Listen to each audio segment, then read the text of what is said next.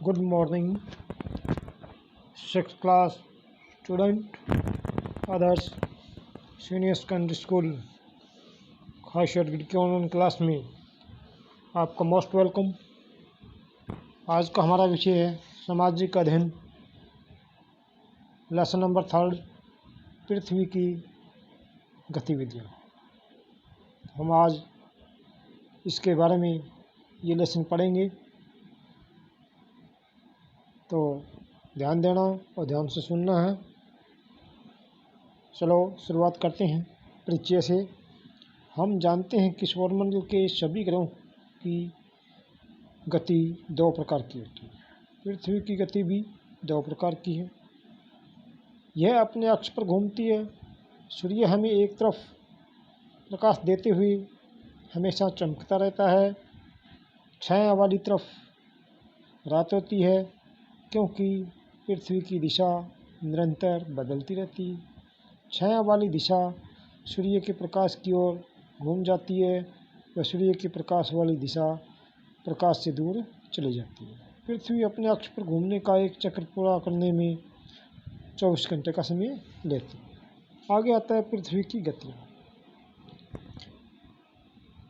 पृथ्वी का घूमने का यह काल पृथ्वी दिवस के रूप में जानते हैं।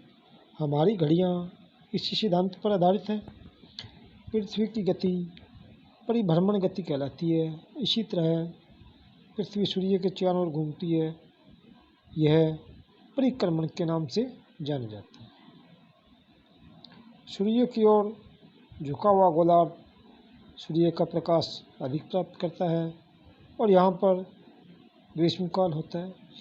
दिन अपेक्षाकृत लंबे होते हैं और मौसम अतिरिक्त सूर्य के प्रकाश के कारण गर्म होता है।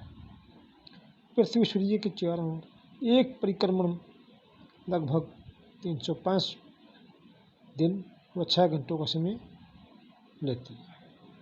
पृथ्वी के भौतिक केंद्र से होती हुई पृथ्वी का अक्ष एक काल्पनिक रेखा है जिस पर यह घूमती है। अक्ष लंब से कक्षीय तल को 23.5 के कोण पर झुकी हुई है तथा पृथ्वी का अक्ष पृथ्वी की कक्षा तल के साथ 66.5 डिग्री का कोण बनाता है। अक्ष का यह झुकाव पृथ्वी के अक्ष की प्रवृत्ति कहलाती है। आगे आता है इसकी परिभ्रमण गति। पृथ्वी का अपने अक्ष पर पश्चिम से पूर्व की ओर चारों ओर घूमना परिभ्रमण कहलाता है। दिन व रात की लंबाई में परिवर्तन का सीधा संबंध पृथ्वी के अपने अक्ष पर 24 घंटे में एक बार घूमने से। प्रकाश का वर्त एक काल्पनिक रेखा है जो पृथ्वी पर दिन व रात की घटना के मध्य स्पष्ट रेखा दिखाता है। परिभ्रमण का समय यह पृथ्वी के लिए 360 डिग्री पर घूमने के लिए आवश्यक समय 23 घंटे 56 मिनट और 4.09 सेकंड है, जो लगभग 24 घंटे है। यानी हम इसके बारे में कह सकते हैं कि पृथ्वी अपने अक्ष पर 24 घंटे में एक चक्र पूरा करती है। आगे आता है पृथ्वी के परिभ्रमण के प्रभाव, यानी जो पृथ्वी अपने अक्ष पर घूमती है तो क्या प्रभाव पड़ता है। नंबर 1 पे आता है सूर्य पूर्व में उगता है। पृथ्वी के परिभ्रमण की दिशा का मतलब है कि सूर्य पूर्व में उगता है वह पश्चिम में छिपता है। अगर आप कल्पना करें कि आप उत्तरी ध्रुव पर रहते हैं व नीचे की ओर पृथ्वी पर देख रहे हैं, यह घड़ी की विपरीत दिशा में घूमती है। नंबर 2 पे आता है दिन व रात। क्योंकि पृथ्वी अपने अक्ष पर घूमती है, सूर्य हमें दिन का प्रकाश देते हुए हमेशा एक ही दिशा में चमकता है। छाया वाली दिशा में रात्रि होती है। नंबर 3 पे आता है हवा पानी का संचार।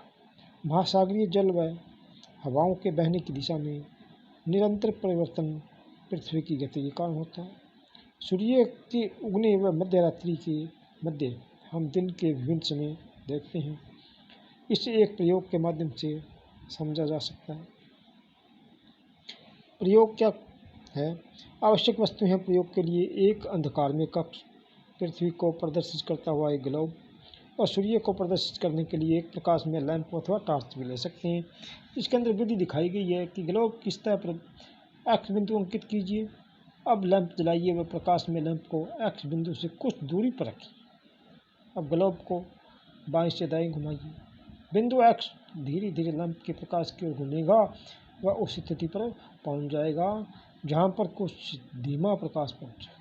इसका मतलब है कि बिंदु एक्स पर सूर्योदय से बिल्कुल पहले भोर है।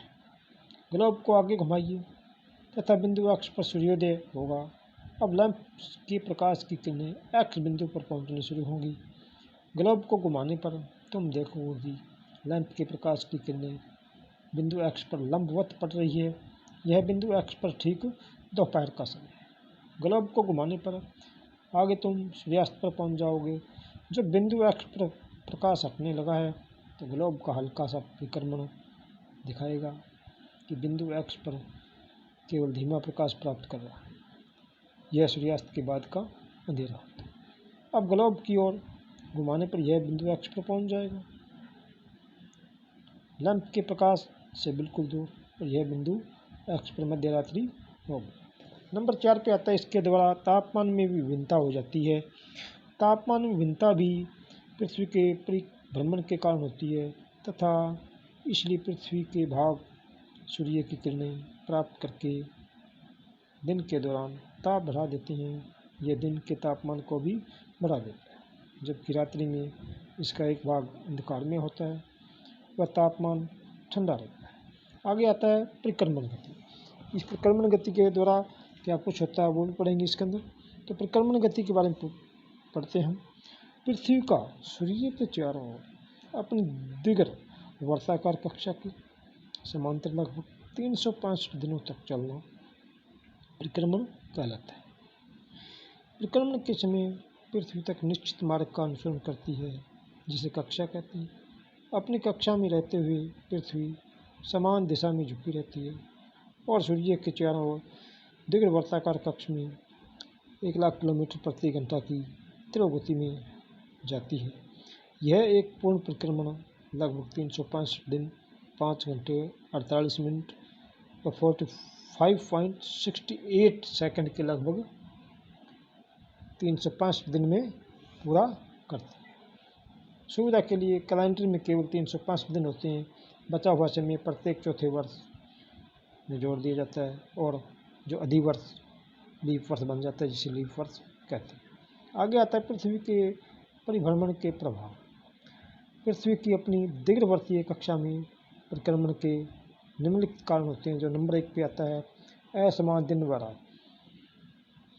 पृथ्वी की धुरी एक तरफ 66.5 डिग्री के कोण पर झुकी है, दूसरी उत्तरी गोलार्ध में प्रत्येक वर्ष 6 माह सूर्य की ओर झुका रहता है। इसलिए उत्तरी गोलार्ध का एक बहुत बड़ा भाग इस समय के दौरान सूर्य के सामने होता है और लंबे समय तक प्रकाश में रहता है। अतः इस भाग में दिन रातों की अपेक्षा लंबे होते हैं। इसके विपरीत दक्षिण गोलार्ध में हमेशा सूर्य से दूर रहता है, इसलिए दक्षिण गोलार्ध में दिन अपेक्षाकृत छोटे होते हैं। आगे आता है पृथ्वी का परिक्रमण व मौसम। यदि तुम उत्तरी ध्रुव के चारों ओर एक वृत्त खींचो, तुम पाओगे कि यह वृत्त हमेशा सूर्य के प्रकाश से होगा, अर्थात उत्तरी ध्रुव पर रात्रि नहीं होगी लेकिन 24 घंटे का दिन होगा। ठीक इसी समय दक्षिणी ध्रुव पर दिन के 24 घंटे रात्रि होगी।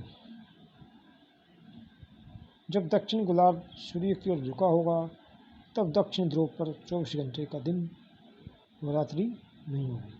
उत्तरी गोलार्ध में दिन नहीं होगा, 24 घंटे की रात्रि होगी। केवल विषुवत रेखा पर दिन व रात्रि समान होगी। नंबर 2, इसके द्वारा मौसम में बदलाव होता है। मौसम में बदलाव मुख्यतः सूर्य के चारों ओर परिक्रमण व पृथ्वी की धुरी का कक्ष के समतल 66.5 डिग्री के कोण पर झुके होने के कारण होता है। जैसा कि नीचे चित्र में भी दिखा रखा है, सूर्य के चारों ओर परिक्रमण के दौरान पृथ्वी की विभिन्न परिस्थितियाँ होती है। नंबर 1 पे आता है 21 जून को पृथ्वी की स्थिति। उत्तरी ध्रुव सूर्य की ओर झुका व दक्षिणी ध्रुव इससे दूर है। जैसे कि चित्र के अंदर भी आपने देख रखा है। 21 जून की तिथि जब सूर्य की किरणें कर्क रेखा पर सीधी पड़ती है, उत्तरायण या कर्क संक्रांति कहलाती है। कर्क संक्रांति 21 जून को होती है। 21 जून को उत्तरी गोलार्ध सबसे लंबा दिन और सबसे छोटी रात्रि होती है।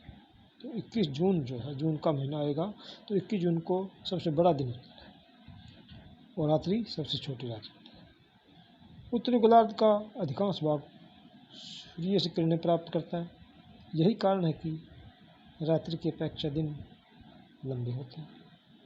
उत्तरी गोलार्ध में ग्रीष्म ऋतु होती है और दक्षिण गोलार्ध में शीत ऋतु होती है। ये था हमारा आज का लेसन। आज हम केवल 21 जून की तिथि तक ही पढ़ेंगे। आगे वाले वीडियो में आपको जो लेसन रहता है वो पढ़ाएंगे और इसके जो क्वेश्चन वगैरह है वो करवाएंगे। तो ये इतना लेसन आपको एक बार बढ़िया ढंग से पढ़ना है। अगर वीडियो आपको अच्छा लगा हो तो इसको लाइक और शेयर जरूर करें। घर पर रहें, ऑनलाइन स्टडी करते रहें, सुरक्षित रहें। धन्यवाद।